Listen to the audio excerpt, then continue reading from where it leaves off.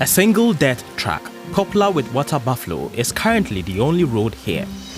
But the Kenyan government wants to build a tarmacked highway as part of its ambitious Mau Mau Road construction project. It would cut right through the Aberdare National Park north of the capital, Nairobi. Aberdare ecosystem is a critical water catchment area. We actually call it is one of the 5 water towers in Kenya. So in terms of the resources that are being obtained from the Abada, talking about water, 90% of water that is being used in Nairobi is being sourced from Abada. Founded in 1950, the Aberdare National Park covers around 767 square kilometers. It's home to nearly 800 types of plant and 270 animal species. Only off-road vehicles can negotiate the track, and they need to drive carefully. The access road leading to the proposed 52-kilometer highway is already under construction. Supporters say the highway through the park will boost the economy, tourism, and mobility, linking 2 counties. Opponents argue that a reduction in travel time is negligible, that indigenous wildlife habitats will be affected, and the park split in 2. The northern sector, then the southern sector. This is going to have a serious impact on the ecosystem and biodiversity therein. An electric fence guards the perimeter of the park.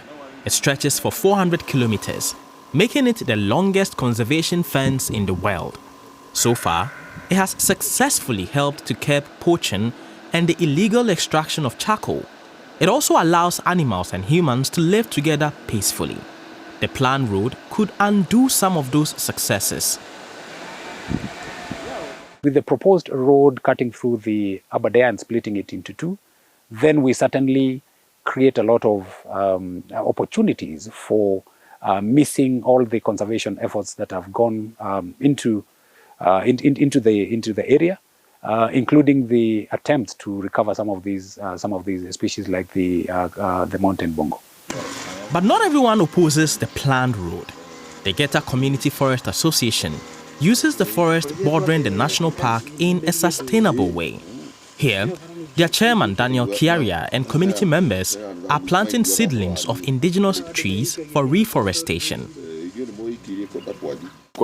We have over 17 user rights. Our communities graze their livestock here, for example.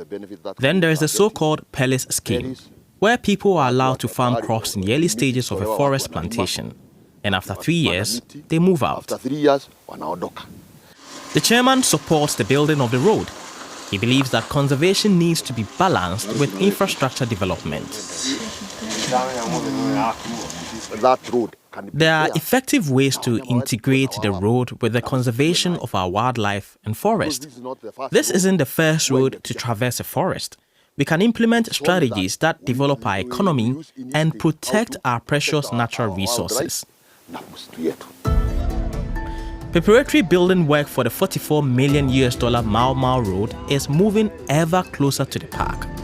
Environmentalists have proposed a bypass road, but the Kenyan government continues to push the route through the nature reserve.